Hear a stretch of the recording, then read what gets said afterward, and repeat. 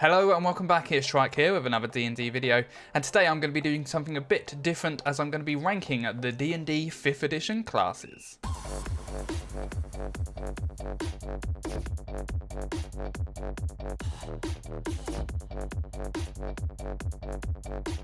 I'm going to start this video by saying that everything I say here is my own opinion. This isn't going to be a ranking list based on who does the most damage or any stats like that. It is going to be purely my opinion. So rather than going down in the comments and telling me how wrong I am, why don't you just put what your opinion is and what you think the best and the worst classes are in 5th edition's Dungeons and Dragons. And then other people who view this video can go down into the comments and see what you've put, and you can all have a little discussion down in the comments below. And before we actually get on to ranking those classes, I just want to let you know that I upload D&D content here on YouTube twice a week, and I stream every Wednesday, so make sure to subscribe so you can take part in these D&D discussions, improve your game, and keep up with D&D news. Okay, so without further ado, let's get into the tier list. Okay, so how this is going to work is S is obviously the best, the ones that I think are the best, and D are the ones that I really don't like. I'm going to preface this with saying that you can have fun even with the ones in the D tier. I just think that they're a little bit lacking compared to some of the other classes. And with that said, I'm going to pick up the Ranger and put it straight into the D to just make you hate me straight out the gate. So I have been a DM of a campaign who has had a Ranger player in it for 2.5 years who really enjoyed playing a Ranger. So by putting the Ranger in the D tier, I'm not saying that you can't enjoy playing a Ranger, but I think out of all the classes, it is definitely the one that's lacking the most. The subclasses that were introduced in Xanathar's Guide to Everything has helped it a little bit, but I think it's the base class which is really problematic, especially in my games where exploration and getting lost and stuff like that isn't so prevalent in the game because I focus much more on story. The Ranger class abilities just don't really come in handy very often. In fact, for that campaign that I said about where I had the player play for 2.5 years, I quite heavily changed the Ranger so that they had a little bit more oomph behind them. But I have watched videos and read articles online and stuff of people really enjoying the Ranger class. I think if you're in a game where exploration and getting lost is a big factor, then being a Ranger probably helps quite a lot. But generally, I don't run my games like that. I don't find it very fun to be lost, so there you go. Okay, now let's actually start from the left-hand side then. So this is the Monk, and I think there are some really cool things about the Monk, but also there's some lacking. So I am going to put it in C, I think. So I think the Monk is a really good class for a new player because it doesn't have too many resources you have to take care of, and you don't have too many choices to make each turn. All you really have to do is keep on top of what you can do with your key points, and then everything else just sort of works alongside passively to the class. The Monk has the subclass Way of the 4 elements as well, which isn't really that great. They could have used a bit more attention to that before they put it out. The other subclasses for it are pretty good though. Monks have the ability Stunning Strike, which is obviously very powerful in combat, so they do have some stuff going for them, but I think the simplicity of them, which makes them good for a new player, is also what makes them not so interesting for me. I am also one of those people that I think that a monk thematically doesn't really fit into my high fantasy medieval style worlds. I know there's a lot of people that really enjoy having monks in their world and stuff like that, but I feel like running up to a dragon and punching it doesn't really fit when there's a ranger who has a bow and arrow who is struggling to do too much damage to it. So that's why I'm putting it in the C tier, but it's definitely not bad enough to go into the D tier. Okay, so next up we have the Fighter, and I actually quite enjoy playing a fighter and having a fighter in the game. So I'm wondering if I put it in an A or a B.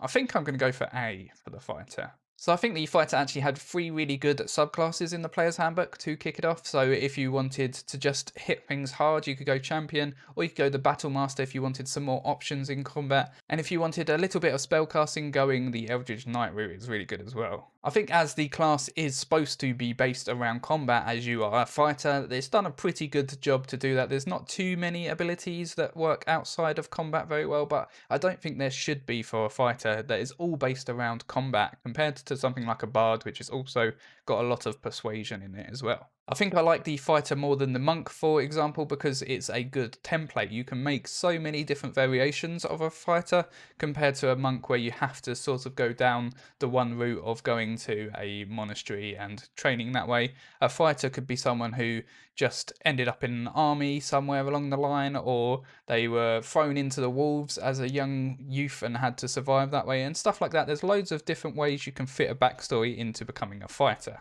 So that is why I'm putting it A, pretty high. I know there's probably going to be some people that think it should be a bit lower because it is quite basic, but that's where I'm putting it. And then the next is the Bard, which is going straight into A as well. I think that's the same level as the Fighter, where it's got some good options along the way that you can pick. I think some of the abilities you get aren't that great, like the Counter Charm, for example, doesn't really come in use very often. But stuff like the Jack of Trades and the Song of Rest, I think it's called, they're pretty nice abilities for the party. And then they have such a big variety of spells they can pick from. You can really tailor your bard to be whatever you like. And the subclasses that were added in Xanathar's Guides to Everything really helped you to be able to pretty much make whatever type of bard you like. I'm also quite a fan of music, so I think that probably helps to my liking of bard. I know some people don't really like the fact that someone's at the back just playing music and don't really understand it, but I really like it, so that's why it's going A. Okay, so next we have the Cleric, which is going to be the first S tier for me. By now you've probably worked out that I quite like the variations of classes and being able to mould them into whatever you want, so the pure number of subclasses that the Cleric has really appeals to me. And each of those subclasses really do feel different from the other one as well. You could have a Cleric of Trickery and a Cleric of Life, and they feel really different even though they're in the same party and technically they're the same class. And I think when you're designing a class, when you can do that, when you can have two characters which are technically the same class but feel completely different, that is a success. One of my first long-term player characters was a Tempest domain Cleric as well, so that's probably why I enjoy the Cleric a little bit more. I also really like the amount of spells they get and the different variety of spells that they can have depending on the subclass that they pick. It just adds to this versatility. You could go for the healing, or you could go a little bit more supporty, or you could go some damage if you go light domain, for example. So yeah, all these options that you get to pick as the Cleric I just really enjoy, and you can really mould it to what you want. So that's why it's going S. I think it's the best in terms of variety. Okay, so next up we have the Barbarian, and I'm going to put this in B, but I do really think that the Xanathar's Guide to Everything subclasses has added quite a lot to the Barbarian. The subclasses that you got from the player's handbook made it sort of feel like a one-trick pony. It can either take a lot of damage or hit really hard, and that was sort of, you either pick one or the other, and that's how you picked the subclass. There were some other options you could take, like you could go Totem and take the Wolf, for example, but no one really ever did that because the Bear was just so much better. So I'm putting it in B because I think it does what you would expect a Barbarian to do. You would expect them to be able to take a lot of damage and then deal a lot of damage, which is pretty much what it does, but it is a little bit too two-dimensional for me. But I do think the subclasses in Xanathar's have definitely made it a little bit better. The Ancestral Guardian and the Path of the Zealot are really good paths, and they just add a little bit of variety into your choices. Okay, so next one is the Wizard, and I think I'm going to put this up in S as well, but it could really go between S and A. I think it's a little bit lower than the Cleric, but I'm going to put it in S anyway. So yeah, I don't really want to repeat the same thing again, but there are a lot of choices when it comes to Wizard, and I think some of them have been thought out really well, like the Divination version of the Wizard, for example. The ability to roll 2 dice at the beginning of the day and then swap them out at any time is just a really fun mechanic to be able to play with. And I also think playing around with a spellbook is really good and really fun if you've got a DM that empowers you to do that and actually gives you scrolls that you can copy into your spellbook. But if you have a DM where they don't really give you scrolls and they don't really help you on your journey of getting more spells, I can see that being a little bit useless. I also think the Wizard does fit extremely well into where it needs to fit, so it's very good at the arcane, and they have such a big option of spells to choose from, which is exactly what the Wizard needs. It is the primary spellcaster really, so you would expect it to have that. So next we have the Warlock, which I do think divides people a bit. There's some people that really like the Warlock and some people that really think it's trash.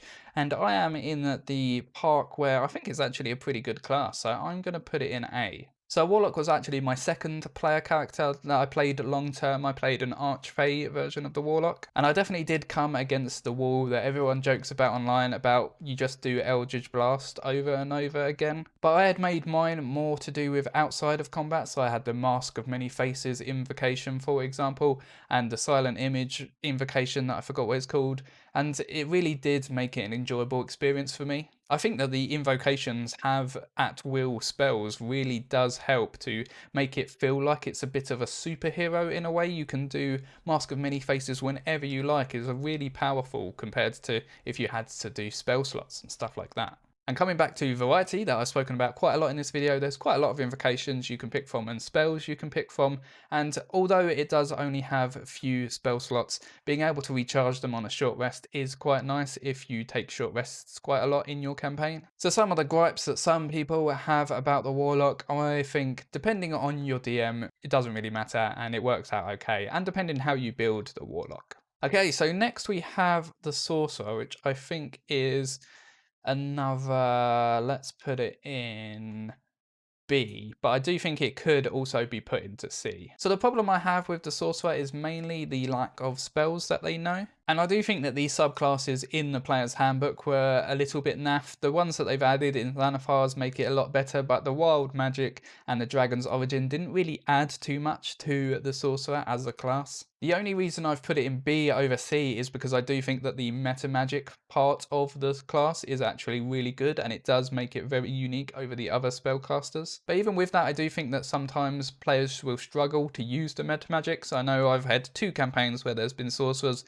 and I would say that both of the players struggled to know when to use the meta magics and to use them effectively, because especially in the early levels you don't actually get that many points, so it's hard to know when to use it to get a spell slot back or when to use it for a meta magic. So although I do like the meta magics, I think that there is some work to do to it, so it's going to stick in B rather than being any higher. Okay, so next we have the Artificer, which was added in one of the Eberron books, and I am also going to put that in B. So I really like the flavour and the idea behind the Artificer, but I have had 2 players play the Artificer in some of my campaigns, and they have, especially later on in the levels, really fell behind when it comes to impact. I think it's the opposite way round in the early levels. In the early levels they seem really powerful, but then as it gets later into the campaign they definitely fall off and they seem like they only really get a couple of tricks up their sleeve. But I really do like the idea behind the Artificer, and I like that Wizards of the Coast sort of gave the player or the DM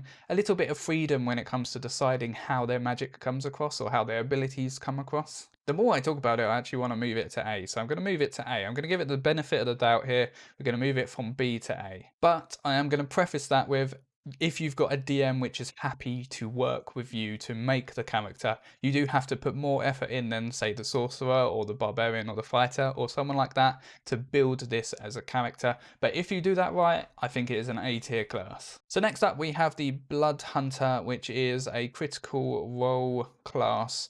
And once again, I have had 2 players play that in my campaign, and I think I'm going to put it at a B. So the biggest problem I came across when playing with Blood Hunters in my game is that in the early levels, because they have to use their own HP to do the abilities, it turned out very deadly. Both of the characters very early on had multiple times where they were very close to dying because they had used an ability which dropped their HP and then they got hit by something big that knocked them out, whereas if they didn't have to use that HP or if they didn't use that ability, they would have been fine like all the other classes. Once you get to later levels, that does sort of dwindle off as you get more HP, but on the early levels it is really deadly and it's really hard to manage as a new player especially. I feel like there needs to be something added as a way to get health back, sort of maybe in a vampiric sort of way, because then it would keep with the flavour of the Blood Hunter. But because it doesn't do that, you end up just getting knocked out a lot in the early levels, which most of the time isn't fun. So that's the main reason why it's in B. The reason it's not in C or D or any lower is because thematically I really like it, and some of the abilities that come along with it are good fun and very different from other classes that have been made so far. So that is why it is sticking in B. So next we have the Druid, which I am going to put into A, I think. That might change as I talk though. So my thinking here is it gets a lot of spells which are nature based and that's specific to the druid, which is very nice. So it makes it different to other classes, and the ability for it to turn into animals is also a very nice addition and different to other classes. The reason I'm not confident with it being in A is because I think the subclasses don't add enough to the class itself. I can't remember how many druids have played in my games, but there's quite a lot of them, at least 4 I would say, and I think every single one of them went Circle of the Moon because they just want to turn into better animals, and I think that's generally how it goes across the board. But if I'm wrong in your games, let me know down in the comments below. But the Circle of the Land just really isn't very good, and some of the ones that have been added into Xanathars makes it a little bit better, but I still think people are mainly going Moon just to turn into better animals and then elementals later on. I think if the Circle of the Moon wasn't just that much better than the other subclasses, then this could be a S tier class. But because there is that limitation, it's going to be an A and maybe even a B, but I'm going to give it the benefit of the doubt and keep it an A here. So we got 2 left here. So we got the Rogue, and I really like the Rogue, so I'm going to chuck that up in S. I think out of every class in the game, the Rogue really knows what it is supposed to be. You can go Thief, Assassin, you can even go Arcane Trickster if you want a little bit of magic, but I think it fits really well into the position it should be playing in D&D. So I think that's why it's a really good class, and the additions that have been added in Xanathars have just amplified that and made it even better. There's 2 abilities that make rogues really powerful and really fun, the first of which is evasion, and if you don't know what that is, go look it up, it's pretty powerful, and then the second is reliable talent. I think by the time you get to those 2 abilities, the rogue is actually really powerful because you get the sneak attack damage is pretty high at that point, and depending on what subclass you've gone, you get some really cool abilities as well. So I think rogue is definitely an S tier in my mind. If you think differently, let me know. Okay, so the final one is the Paladin, and I am going to put this in A as well. I seem to have quite a lot in A, but I'm going to put the Paladin there as well. I think people online say that the Paladin is a bit of a one-trick with their smite, similar to the Warlock with the Eldritch Blast, but having them in my game, I haven't seen that happen. I've had 3 paladins across my campaign, and yes, one of them was all around the smites and basically just used spell slots to smite. But the other 2 weren't like that at all. I had one Path of the Ancients, which was pretty nice actually. That had some really good, fun, thematic abilities. So there are quite a few variations you can go, and I do appreciate that it's a tank that isn't just a bag of hit points, it's got abilities to back it up. So that really is why it is in A over the Barbarian, which is in the B. So there you go, that is my tier list. I hope you enjoyed this video. If you did, please do give it a like, and please do go down in the comments and let me know how you would rate all of the classes. I'm going to be reading everyone because I am interested to know what other people think. Make sure to subscribe to see my future content as well. It's all around D&D and improving the game, taking part in discussions and keeping up with the news. If you want to support this channel further, then I've got some affiliate links down in the description below that if you click and then buy something on Amazon, I get a little cut of Jeff Bezos' money, which is nice. And there's also a D&D Apparel store that if you go and just have a look at the t-shirts and the hoodies, and if there's anything you like and go ahead and buy them, I get a small cut of that as well. So thank you for watching the video, but until next time, happy gaming.